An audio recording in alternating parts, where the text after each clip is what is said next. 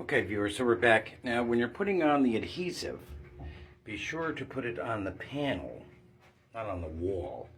Putting it on the wall can lead to oozing out of the connections you make between each panels. Makes it a mess for cleanup. Also, when you're putting the panel on, push it against the wall, pull it back out, and then push it back in.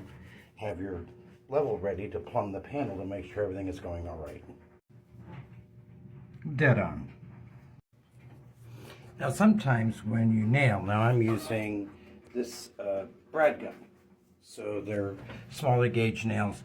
You know, concentrate on getting into the corner, and then of course you can blind nail it by just putting in the tongue. And remember all that blocking we put in, that'll help secure it.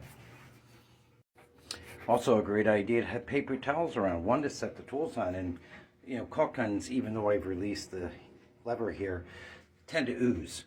So always good to have a roll of paper towels around. Also a good idea to have a piece of scrap and a rubber mallet to tap these into place. Continue to check for plumbness throughout the application. This will be important when we come up to the trim here, which once I redo this door, that trim will be plumb as well. So it's not only plumb,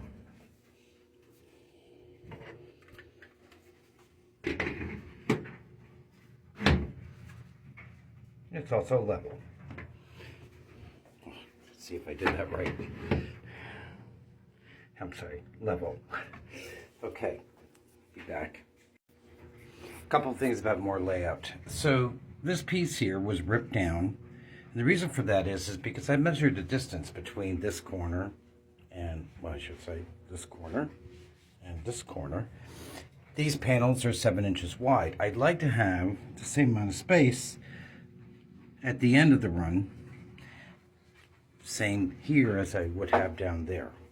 So this is ripped to accommodate that.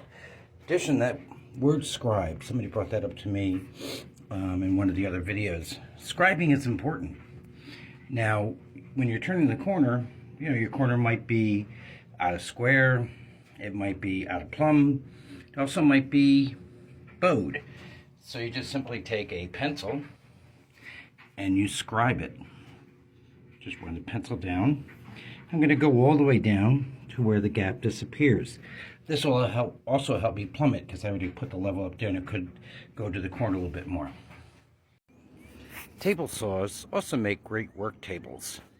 Spring clamps make up for that missing person.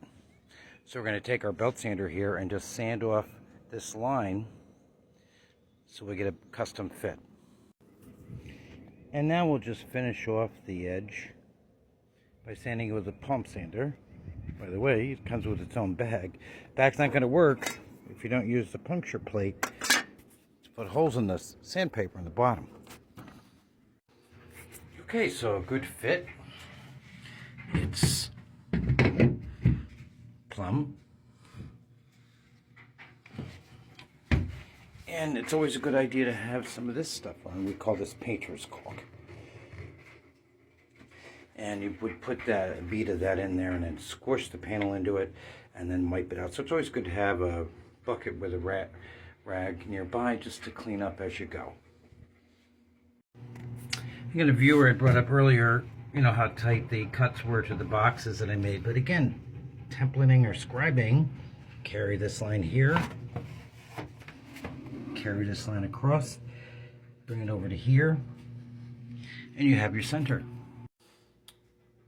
We're just going to use a hole saw here to make the cutout for this. Always good though to check to make sure you've got the right size bit. Because if you make it too small, it's very hard, I'll do that again, it's very hard, okay, to change the size of the hole. Okay, so we've turned the corner. We got a good, perfect fit on our toilet supply. We are perfectly plumb and perfectly level.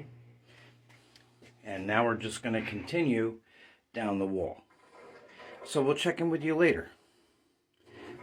Thanks for watching.